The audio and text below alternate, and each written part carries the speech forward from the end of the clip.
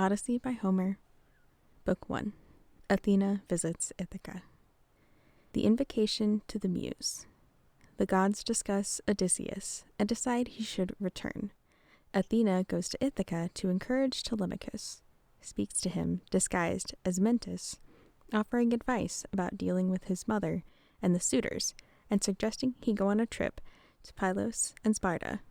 Penelope speaks to Phemius, the singer, asking him to change the song. Telemachus criticizes her. Penelope goes upstairs.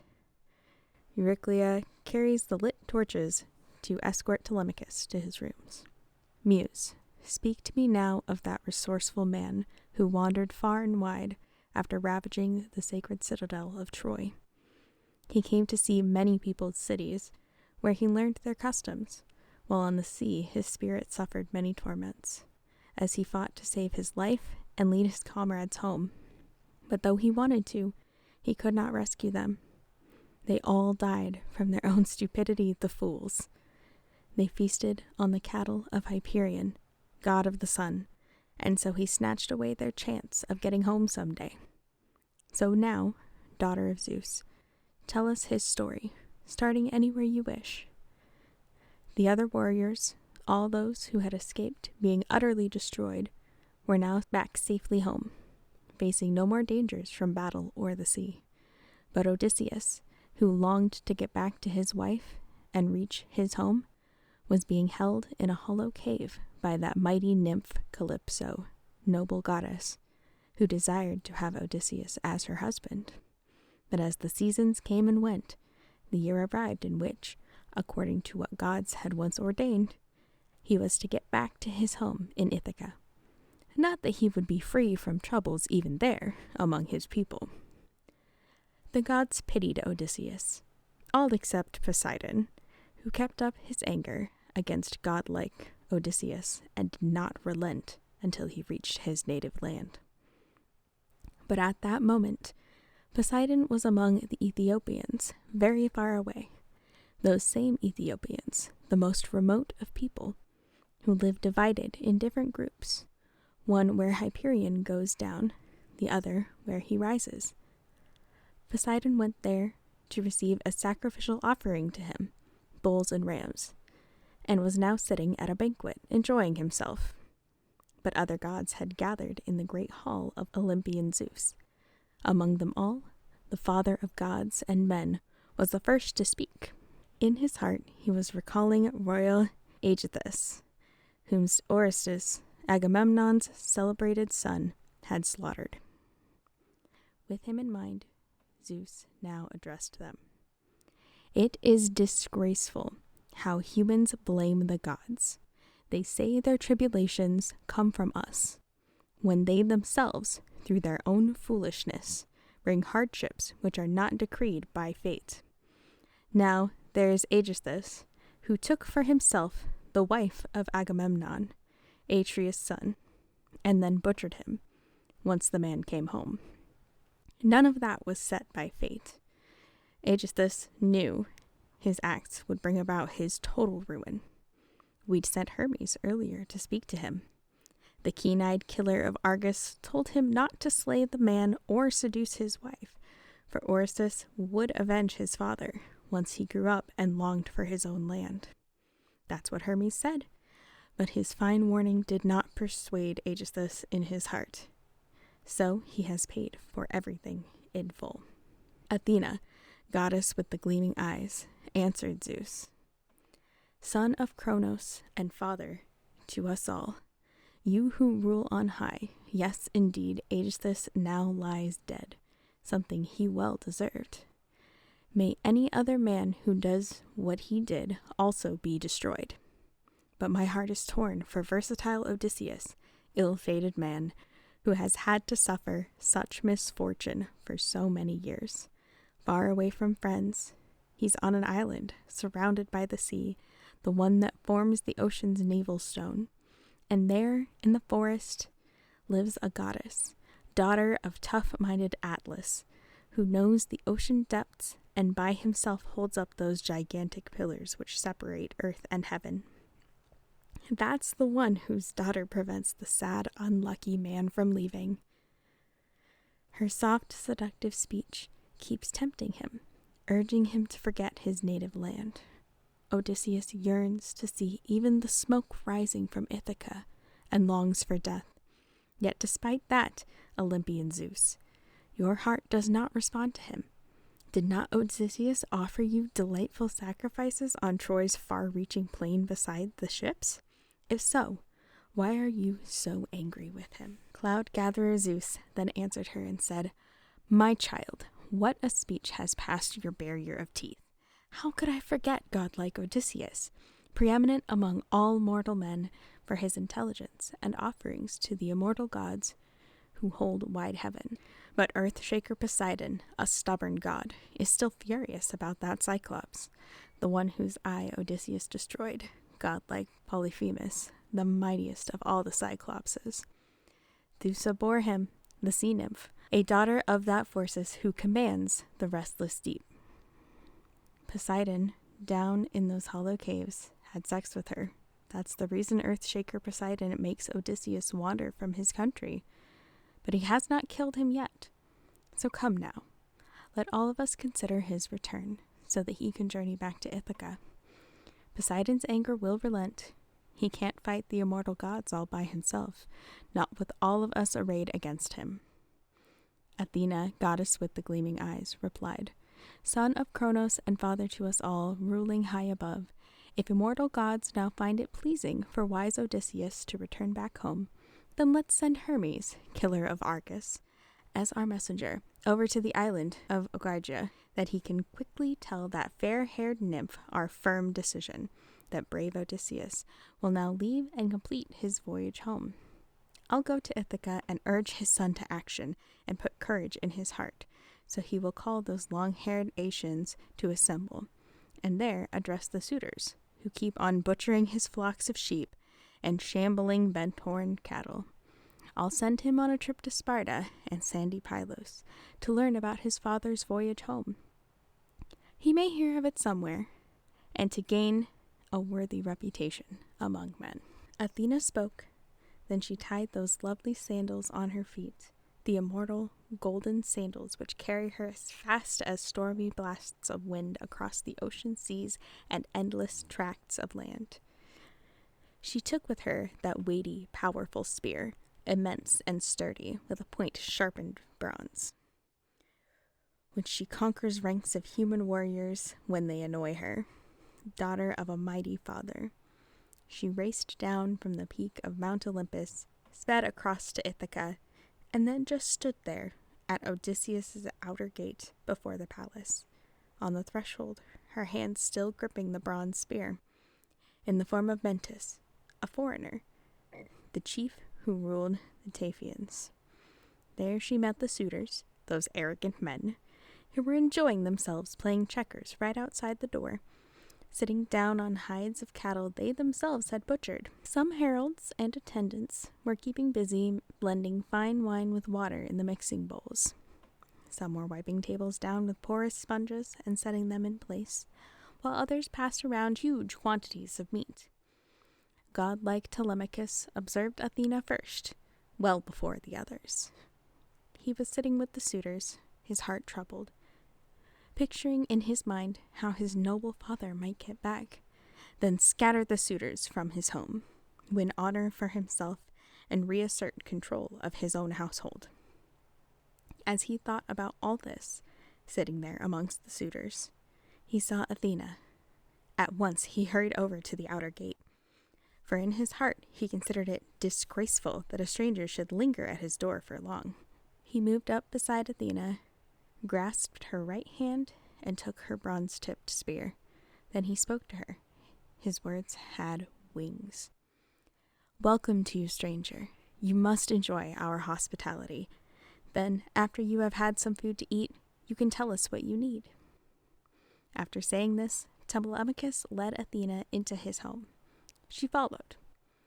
Once they came inside the high-roofed house, he walked to a tall pillar carrying the spear and set it in a finely polished rack, which held many other spears belonging to Odysseus. He brought Athena in and sat her in a chair, a beautifully constructed work. Beneath it, he rolled out a linen mat and then set in place a footstool for her feet. Beside her, he drew up a lovely decorated chair for him to sit in. They were somewhat distant from the other people, in case the noise the suitors made disturbed the guest and made him hate the meal because he had to share the company of overbearing men. Then, too, Telemachus wished to discuss his absent father. A female servant carried in a fine gold jug and poured water out into a silver basin, so they could wash their hands. Beside them, she set down a polished table. Then the worthy housekeeper carried in the bread and put it down before them. She laid out a rich selection of fine things to eat, drawing freely on supplies she had in store. A carver sliced up many different cuts of meat and served them. Then he brought out goblets made of gold, as a herald went back and forth serving the wine. Then one after another, the proud suitors came. They sat down on reclining seats and high-backed chairs. Heralds poured water out for them to wash their hands, and women servants plied wicker baskets full of bread, while young lads filled their bowls up to the brim with drink. The suitors reached out with their hands to help themselves to the fine food prepared and placed in front of them. When each and every man had satisfied his need for food and drink, their hearts demanded something more: dancing and song, the finest joys of dinner feasts. A herald gave a splendid lyre to Phemius, so he was forced to sing in front of all the suitors. On the strings he plucked the prelude to a lovely song, but then Telemachus, leaning his head over close to Athena so no one else could listen, murmured to her, "Dear stranger, my guest, I'll tell you something. Please don't get upset. These men here, they spend all their time like this, with songs and music. It's easy for them because they gorge themselves on what belongs to someone else, and with impunity. A man whose white bones may well be lying on the mainland somewhere, rotting in the rain or in the sea, being tossed around by waves. If they saw him return to Ithaca, they'd all be praying they had swifter feet, rather than more wealth in gold or clothing. But by now some evil fate has killed him, and for us there is no consolation, not even if some earthbound mortal man should say that he will come. The day has passed when he might have got back home. But tell me and speak candidly. Who are your people? Who are you? What city do you come from? What about your parents? What kind of ship did you sail here in? And what about the crew? What route did they come to Ithaca? Who did they say they come from? For I know there's no way you could reach this place on foot. And I also need to understand one point, so tell me the truth. This present visit, is it your first journey here, or are you a guest friend of my father's? Many men have arrived here at our home as strangers, since he became a roaming wanderer among all sorts of people. Then Athena, goddess with the gleaming eyes, answered Telemachus. To you I will indeed speak openly. I can tell you that my name is Mentis, a son of wise Anchialus, and king of Taphians, who love the oar. I've come, as you surmise, with comrades on a ship, sailing across the wine-dark sea to men whose style of speech is very different, on my way to mess for copper, and carrying a freight of shining iron. My ship is berthed some distance from the town, close to the fields, in Raithron's harbor, below Mount Neon's woods. We can both claim that we indeed are guest friends, the two of us, just as our fathers were so long ago. If you want, go up and ask Laertes, that old fighter who, they say, no longer comes down to the city, but who bears his trouble in fields far from the town. He has with him an old attendant woman who prepares his food and drink, once his legs grow weary hobbling up and down his vineyard hills. I've traveled here because some people claim your father has apparently come back, but immortal gods are still preventing him from returning home. For there is no chance that brave Odysseus has been killed somewhere. No, he's still alive, but being detained on an island surrounded by the sea, with wild and hostile men restraining him, holding him back against his will. But now, let me tell you about a prophecy the gods have set right here inside my heart, which I think will come to pass, even though I am no prophet and have no sure skills in reading omens from the birds. I say Odysseus will not stay away much longer from his dear native land, not even if he's chained in iron fetters. He'll devise some way to get back home, for he's a man of infinite resources. But come now, tell me this, and speak straight and to the point. Are you, in truth, Odysseus' son? You're tall, your head and handsome eyes look just like his, astonishingly so. We used to spend a lot of time together, before he left and sailed away to Troy, where other men, the best of all the Argives, voyaged to in their hollow ship. But since those days, Odysseus and I have not seen each other.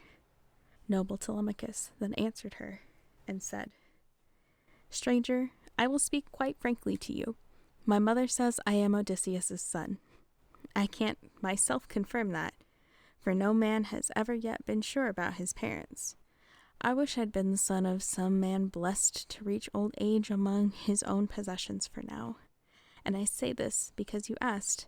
I'm the son of a man who is, they say, of all mortal men, the most unfortunate. Goddess Athena, with the gleaming eyes, answered him, Well then, at least the gods have given you a family which, in days to come, will have a glorious name, since Penelope has given birth to such a noble son. But come, speak openly and tell me this. What is this feast? Who are these crowds of men? Why do you need this? Is it a wedding or a drinking party? It seems clear enough. This is no meal where each man brings his share, and I can see that people here are acting in an insulting, overbearing way while dining in your home. Looking at them and their disgraceful conduct, any man who mingled with them, if he had good sense, would lose his temper. Noble Telemachus then said to Athena in reply, Stranger, since you've questioned me about the matter, I'll tell you. Our house was once well on its way to being rich and famous. At that time, Odysseus was alive among his people. But now the gods, with their malicious plans, have changed all that completely. They make sure Odysseus stays where nobody can see him. Gods have not dealt with other men this way. I would not show such grief if he were dead, not if he'd fallen among his comrades in the land of Troy, or if he'd perished in his friends' arms once the war was over. Then the Aeacians all would have put up a tomb for him, and he'd have won great fame in future days. So would his son as well. But as things stand, some spirits of the storm have snatched him off and left no trace. He's gone somewhere people cannot see or hear him, abandoning me to tears and sorrow.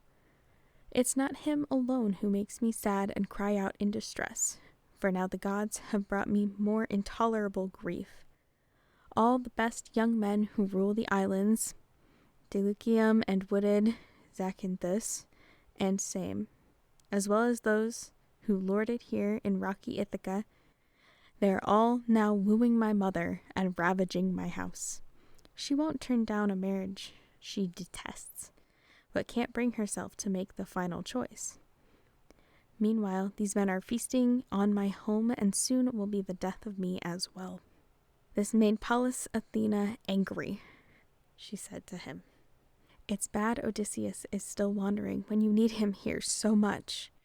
He could lay his hands on these disrespectful suitors. I wish he'd come home now and make a stand right at the outer gate with helmet on, 2 spears and his own shield. The sort of man he was when I first saw him in our house, drinking and enjoying himself.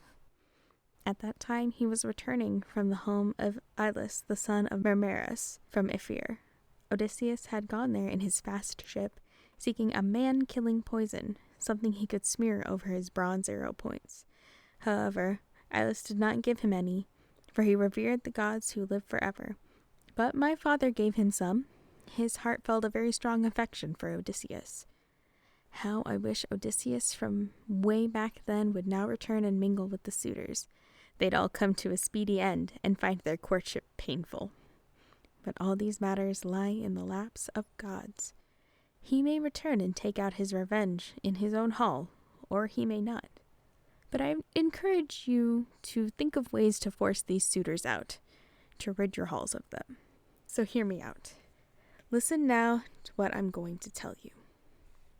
Tomorrow you must summon the Asians to an assembly and address them all, appealing to the gods as witnesses.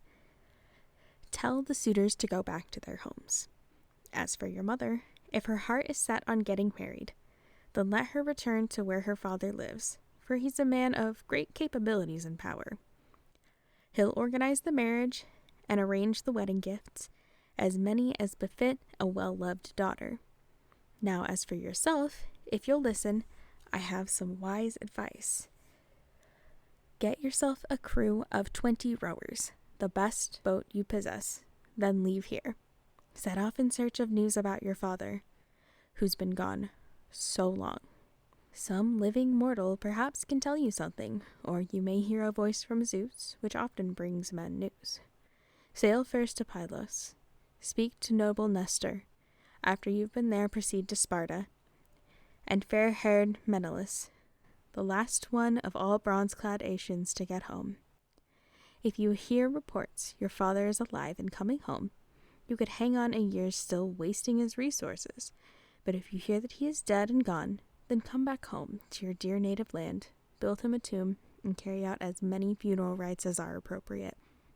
Give your mother over to a husband. When you've done that and brought these matters to a close, then think, deep in your mind and heart, how you might kill these suitors in your home, either openly or by some trick. You must not keep acting like a child. You're now too old for that. Have you not heard how excellent Orestes won fame among all men when he cut down his father's murderer, sly Aegisthus, because he had killed his famous father? You are fine and strong, I see, and you, too, should be brave. So people born in future years will say good things of you. I must go now, down to my swift ship and to my comrades. I suspect they're getting quite impatient, waiting for me. Make sure you act with care, and think about what I've been telling you. Prudent Telemachus then answered her, Stranger, you've been speaking to me as a friend, thinking as a father would for his own son. And what you've said, I never will forget. But come now, though you're eager to be off, stay here a while. Once you've enjoyed a bath and your fond heart is fully satisfied, go back with joyful spirits to your ship, carrying with you an expensive gift, something truly beautiful, which will be my gift to you, an heirloom of the sort dear guest friends give to those who are their friends. Goddess Athena, with the gleaming eyes, then said, Since I'm eager to depart, don't keep me a moment longer, and whatever gift your heart suggests you give me as a friend, present it to me when I come back here. Pick me something truly beautiful. It will earn you something worthy in return. This said, Athena with the gleaming eyes departed, flying off like some wild sea-bird. In his heart, she put courage and strength. She made him recall his father more keenly than before. In his mind, Telemachus could picture her.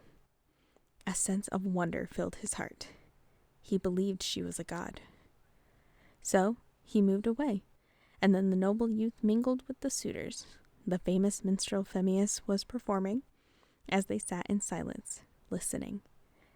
He was singing of the return of the Asians, that bitter trip Athena forced on them when they sailed home from Troy. In her upper room, the daughter of Icarius, wise Penelope, heard the man's inspired song. She came down the towering staircase from her room, but not alone. 2 female servants followed her. When beautiful Penelope reached the suitors, she stayed beside the doorpost of the well-built room, a small, bright veil across her face. On either side, her 2 attendants waited. With tears streaming down, Penelope addressed the famous singer. Phemius, you know all sorts of other ways to charm an audience, actions of gods and men which singers celebrate. As you sit here, sing one of those, while these men drink their wine in silence. Don't keep up that painful song which always breaks the heart here in my chest. For more than anyone, I am weighed down with ceaseless grief which I cannot forget. I remember always with such yearning my husband's face. a man whose fame has spread far and wide through Greece and central Argos. Sensible Telemachus answered her and said, Mother, why begrudge the faithful singer delighting us in any way his mind may prompt him? One cannot blame the singers. It seems to me it's Zeus's fault. He hands to toiling men each and every one of them whatever he desires. There's nothing wrong with this man's singing of the evil fate of the Danaans, for men praise the most the song which they have heard most recently. Your heart and spirit should accept his song, for Odysseus was not the only man at Troy who lost his chance to see the day he would come back. Many warriors were killed. Go up to your rooms and keep busy there with your own work, the spindle and the loom. Tell your servants to perform their duties, taking in men's concern, yes, every man's, but especially mine, since in this house, I'm the one in charge. Astonished at his speech, Penelope went back up to her own chambers, keeping her son's prudent words lodged in her heart. With her attendant women, she climbed up the stairs, went straight to her rooms, and there wept for Odysseus, her dear husband, until gleaming-eyed Athena cast sweet sleep upon her eyelids. In the shadowy halls, the suitors then started to create an uproar, each man shouting out his hope to lie beside her. Then shrewd Telemachus began his speech to them. You suitors of my mother, who display such insolent arrogance, let us, for now, enjoy our banquet, but no more shouting, for it's grand to listen to a singer as fine as this one. His voice is like a god's, but in the morning, let us all assemble, sit down for a meeting, so I can speak and tell you firmly to depart my home. Prepare your feasts elsewhere, ones that eat up your own possessions, moving house to house. If you think it's better and would prefer that one man's livelihood should be consumed without paying anything, I'll call on the immortal gods to see if mighty Zeus will bring about an act of retribution. If you are destroyed inside my home, you will not be avenged. Telemachus finished. They all bit their lips, astonished he had spoken out so boldly. Then Antinous, son of Euphates, answered him. Telemachus, the gods themselves, it seems, are teaching you to be a braggart and give rash speeches. I do hope that Zeus, son of Cronos, does not make you king of this island Ithaca, even though it is your father's legacy to you. Shrewd Telemachus then answered him and said, Antinous, will you be angry with me if I say something? I would be happy to accept that if Zeus gave it to me. Are you maintaining that becoming king is the very worst of trials for mortal men? No. To be king is not something evil. One's family gets rich immediately, and one receives more honors for oneself.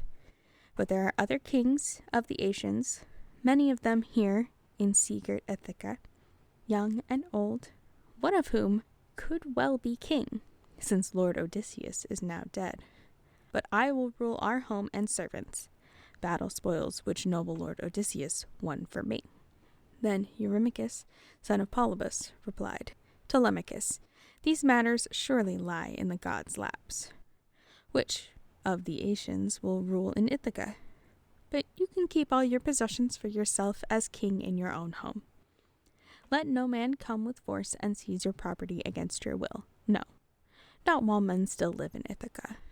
But I would like to ask you, my good man, about that stranger. Where does he come from? From what country does he claim to be?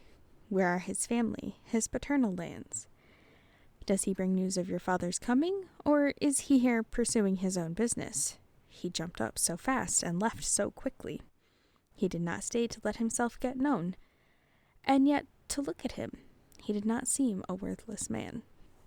Prudent Telemachus then answered him and said, Eurymachus, my father's journey back to Ithaca is no doubt done for. I no longer trust in messages, no matter what the source. Nor do I care for any prophecy my mother picks up from those soothsayers she summons to these halls.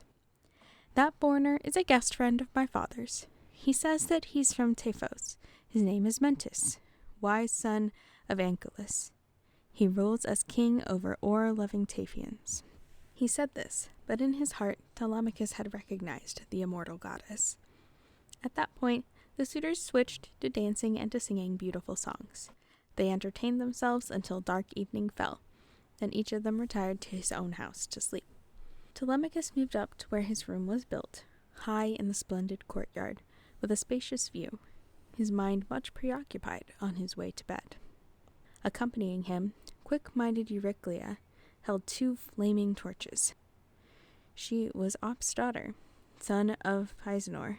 Some years ago, Laertes had purchased her with his own wealth. At the time, she was in her early youth, paying 20 oxen. In his home, he respected her the way he did his noble wife, but not once did he have sex with her, because he wanted to avoid annoying his wife. She was now carrying 2 blazing torches for him. Of all the female household slaves, she was the one who loved him most, for she had nursed him as a child. He opened the doors of the well-constructed room, sat down on the bed, and pulled off his soft tunic, gave it to the wise old woman who smoothed it out and folded it, then hung the tunic on a peg beside the corded bedstead. Then she left the room, closing the door by pulling its silver handle. She pulled the bolt across, using its leather thong. Telemachus lay there all night long, warmly wrapped in sheep's wool, his mind reflecting on the journey which Athena had earlier proposed to him.